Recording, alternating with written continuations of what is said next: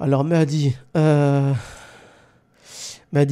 ce que je sache, tu n'as jamais parlé de sionisme, c'est faux, c'est absolument faux. Est-ce un choix ou par peur que la chaîne saute? Merci. Alors non, Angel, tu pourras taper juste Oumavox sionisme, et j'ai déjà parlé du sionisme, j'ai déjà parlé de l'État d'Israël, de sa création, de Theodor Herzl, de Elon Pinsker, comment dire, du décret Balfour, comment dire, des courriers qu'envoyait Theodor Herzl à Cecil Rhodes, etc., pour l'aider à créer des colonies juives à travers le monde, etc. Donc si, on en a déjà parlé. Sauf que, contrairement à beaucoup, moi je ne suis pas un obsédé du sionisme. La plupart des musulmans, je dis la plupart, c'est pour eux, j'exagère un peu, hein, mais il y a beaucoup de musulmans, on va dire, qui lorsqu'ils parlent de la faiblesse des musulmans, c'est les sionistes. Et c'est vrai d'ailleurs, même les nations se foutent de la gueule des musulmans qui font ça. Hein. Et ils ont totalement raison. Quand on te dit qu'il y a beaucoup de corruption dans les pays musulmans, c'est les sionistes. Quand on te dit que les musulmans en France, il y en a qui, bon, ils prennent pas vraiment au sérieux leur dîn ou la darwa, ah, c'est aussi les sionistes. Ah, t'as vu le rap, Skyrock, ah, c'est les sionistes. En fait, quand tu les écoutes, c'est toujours les sionistes. Et moi, je suis arrivé à un stade où ça me gave ce discours-là, ça me saoule. Parce que, historiquement admettre et idéologiquement admettre que le sionisme et les sionistes sont en partie responsables du désastre mondial, c'est vrai. Mais c'est pas les seuls. Pourquoi ? Parce que les premiers responsables de la décadence des musulmans, de la faiblesse des musulmans, ce sont les musulmans avant tout, et pas les sionistes. Allah subhanahu wa ta'ala dans le Coran, il te dit pas que dès qu'un musulman a une baisse de foi, c'est la faute d'un juif. Que quand un musulman il commence à dévier, il te dit pas c'est la faute d'un juif. Quand les musulmans commencent à être un peu fourbes et hypocrites, c'est pas la faute d'un juif. C'est la faute aussi des musulmans. Et en fait, moi, avec Oumavox, c'est ça que j'aimerais rappeler. C'est que les musulmans, s'ils sont faibles, c'est avant tout parce qu'ils ont décidé d'être faibles. Le sioniste, lui, c'est juste une personnalité qui n'est pas forcément juive, d'ailleurs, parce qu'on peut être sioniste sans être juif. C'est des gens qui vont essayer de trouver les failles qu'il va y avoir dans la communauté musulmane, qui vont essayer de s'y infiltrer, essayer de diviser les musulmans et de les détruire aussi. Mais ils font partie de... C'est une partie des ennemis qu'on peut avoir. Il y a beaucoup d'athées, par exemple, qui sont pas sionistes et qui pourtant ont une haine tellement viscérale de l'islam qu'ils vont essayer de le combattre sur tous les fronts. Aujourd'hui, on sait, subhanallah, il y a même des musulmans sionistes, ça existe, hein, des musulmans sionistes. T'as des gens qui se réclament de l'islam et qui vont te dire qu'aujourd'hui, il faut accepter la légitimité de l'État d'Israël, qu'il faut accepter que les Palestiniens soient martyrisés à Gaza et en Cisjordanie, et parce qu'il y a des musulmans qui ont été complices de leur bourreau, si vous voulez. Là, je parle du conflit israélo-palestinien.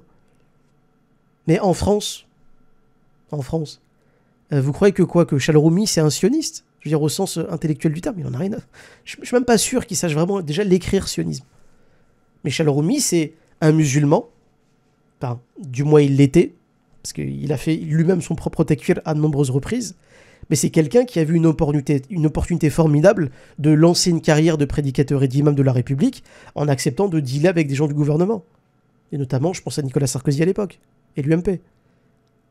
Donc c'est pas les sionistes qui ont créé Chalaroumi. C'est Chalaroumi qui a accepté en fait de pactiser avec certains sionistes et des gens du pouvoir pour accéder à là où il est, à certains privilèges, etc. Le CFCM, j'en parle même pas. Les recteurs de la mosquée de Paris et j'en passe. On sait que ce sont des gens qui se réclament de l'islam, se disent même musulmans, mais ils ont accepté d'être les larbins parfois de certains sionistes. Le problème vient de chez nous à la base, on est d'accord. Ces gens viennent de chez nous. Ils viennent de chez nous et on les a laissés prendre la confiance et parler en notre nom, etc. Donc le vrai problème, c'est pas les sionistes, c'est nous, c'est la communauté musulmane. Comment on a fait pour arriver à être des larbins de certains sionistes, Angel ? C'est ça la vraie question. Et ça, j'en ai déjà parlé à plusieurs reprises, sauf que moi, j'en fais pas une obsession. Parce que pour moi, le vrai ennemi pour moi, c'est pas le sioniste, c'est pas le chrétien, c'est pas le franc-maçon, c'est le musulman. C'est toi, musulman, qu'est-ce que tu fais pour protéger ton dîn, pour faire da'wa, etc. Si nous, musulmans, déjà, on cultivait cette aïza, cette fierté d'être musulman, mais je veux dire, on serait invincible. Mais aujourd'hui, il y a des musulmans qui cultivent leur lâcheté, qui cultivent leur orgueil, vous savez, leur ego. Et pour eux, l'islam, c'est devenu un outil. Et puis voilà, ils pactisent avec n'importe qui, ils trahissent les musulmans. Et ça, ce problème, il vient de chez nous. C'est exactement ce que j'avais dit d'ailleurs au sujet vous savez, de certains musulmans, en particulier des maghrébins, qui ont toujours ce même discours de oui, mais regardez, les maghrébines, elles se respectent de moins en moins, elles vont à la chicha, c'est des beurettes, c'est... D'accord, c'est vrai, ça existe, ok, très bien. T'as fait un constat que tout le monde peut faire. Mais le vrai problème, il vient d'où? Est-ce qu'il vient de nos sœurs?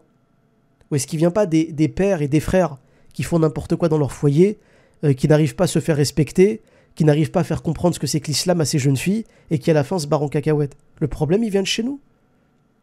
Avant d'accuser les autres, le système, Skyrock, la pornographie, il vient avant tout de chez nous. Le problème, il vient de chez nous. C'est pour ça, Angel, que sur ma chaîne, tu ne verras pas 70 000 vidéos avec le titre sioniste, sioniste, sioniste, sioniste. Parce que même si les sionistes est une partie du problème, eh ben, le vrai principal problème, c'est les musulmans. C'est nous qui faisons preuve de lâcheté, de faiblesse. C'est nous qui comment dire, on s'aplatit comme des serpillères, tu vois. Et on le voit bien que le CFCM aujourd'hui, qui a accepté de signer la charte des... Le problème, il vient de chez nous. Les sionistes, c'est... Et tu sais, je sais plus quel savant avait dit ça. Faudrait me retrouver le cheikh qui avait dit ça. Mais t'as un cheikh qui a dit, Angel, si vous voulez libérer un pays, il parlait d'un pays musulman, si vous voulez libérer un pays, donc qui est envahi par un ennemi, qui combat les musulmans, remplissez votre pistolet de 10 balles. 9 pour les traîtres, 1 pour l'ennemi. Je répète, si vous voulez libérer un pays, remplissez votre pistolet de 10 balles. 10 balles. 9 pour les traîtres et 1 pour l'ennemi. Parce qu'en réalité, le vrai problème qu'a le monde musulman aujourd'hui, c'est pas les ennemis, c'est pas ses ennemis. Ses ennemis, Allah, il nous l'a prouvé à travers toute l'histoire islamique. Nos ennemis, on peut les défaire avec une facilité incroyable.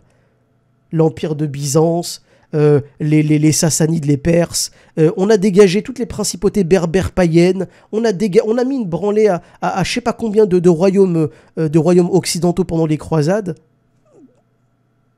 Mais en réalité, c'est lorsqu'on était fiers de nous, on était fiers de notre religion et qu'on essayait d'être droit. Parce que ça venait de chez nous le problème. Quand on a commencé à devenir faible, à penser à la dunya et à penser à ce genre de choses, on est devenu des serpillères. Donc c'est pour ça que moi je ne ferai pas de 1000 vidéos, Angel, sur le sionisme. J'ai évoqué le sujet à plusieurs reprises parce que j'estime que c'est juste périphérique. Les sionistes sont des ennemis périphériques. Le principal problème des musulmans, c'est eux-mêmes, c'est leur ego, c'est leur fainéantise, c'est leur faiblesse, c'est leur lâcheté. C'est ça qui nous pose problème aujourd'hui, c'est pas les sionistes. Par Allah, que le jour où les musulmans se lèveront tous courageusement, fièrement, et se prendront en main, wallahi qu'on sera les maîtres du monde. Et quand je dis maîtres du monde, pas au sens despotique du terme, mais au sens vertueux du terme. On éclairera le monde par notre noblesse, notre bon comportement, notre culture, notre din, en élevant le tawhid, etc. Mais là, aujourd'hui, on est tellement devenus des lâches et des gens à plat ventre qu'on préfère se déresponsabiliser et de systématiquement dire c'est la faute des juifs, c'est la faute des sionistes, c'est la faute des francs-maçons, c'est la faute de... Oui, parfois des gens entre eux, parmi les groupes que je viens de citer, oui, parmi eux, il y a des gens qui complotent contre les musulmans. Oui, c'est vrai, c'est un fait. Et on va pas répéter des évidences 8 ans, quoi. Oui, il y a des sionistes qui en veulent aux musulmans, oui. Il y a des francs-maçons qui combattent les musulmans, oui. Mais comment ils arrivent à nous dominer aujourd'hui? Parce qu'on a décidé d'être faibles. Et c'est en ça, Angel, que je poussais les musulmans à la réflexion. Parce que c'est facile de faire des vidéos de 2h30 sur les sionistes. Ça nous déresponsabilise à chaque fois. Donc voilà, ouais. J'en ai déjà parlé. Excuse-moi, Kel. J'en ai déjà parlé, Angel. Et pour moi, j'estime que j'ai déjà fait le tour.